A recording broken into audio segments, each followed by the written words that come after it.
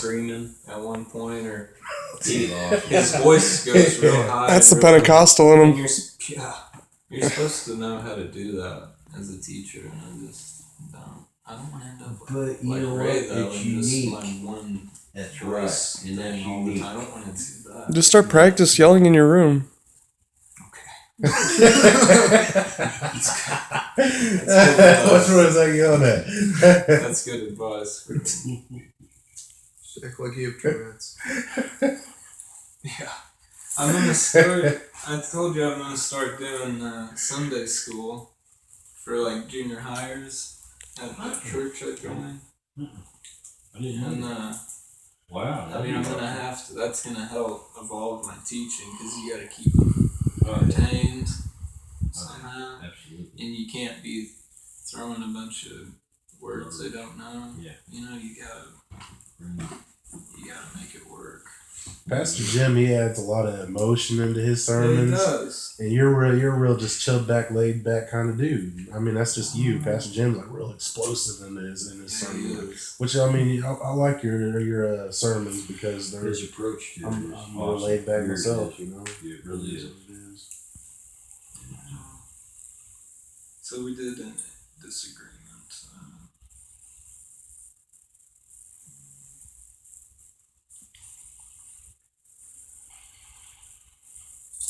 Number 15, give necessary criticism.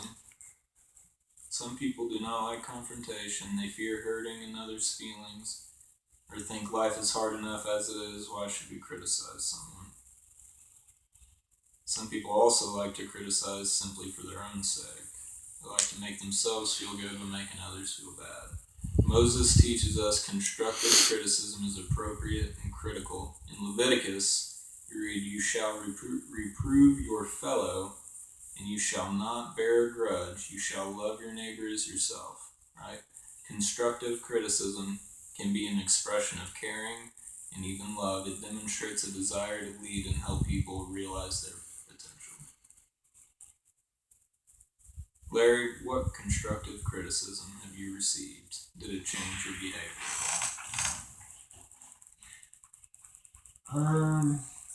I believe when I came back in the program, I still had some anger issues, and although most of the time I seemed like I wasn't that way, it was brought to my attention from some brothers in a general way that I did have some baggage, some anger issues, which at first I felt insulted, but humbled myself and actually went to one of the staff, Pastor Sean, and I really feel like that he dug some stuff out of me that blew my mind, as far as I didn't know that it affected me that way, and it's extremely helped me in growth as far as a Christian and a student and a brother in Christ, that I accepted the criticism. I didn't, although the old flesh wanted to say, "Hey, I'm me and accept me," it wasn't really how God wanted me to be. So I'm glad that I was able to accept that criticism. Good. Number 16, connect through authenticity rather than conformity. Right?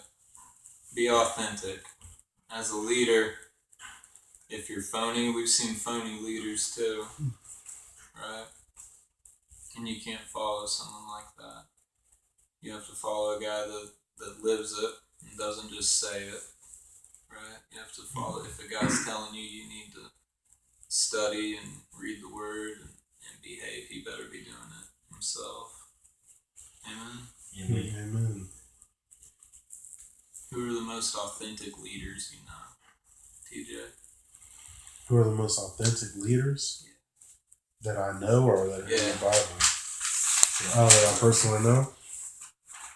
I'd say you're one of my leaders personally. You lead by example. You show me the way to go, and you give me a lot of good wisdom and knowledge. Another one is Pastor Jeff, for his compassion and always willing to talk to me when I need somebody to talk to. He's also He also shows me what it means to be a Christian and be more Christ-like. Is he strives to be more like Christ every single day. So you two are probably my main leaders, but the ultimate leader is God and Jesus Christ.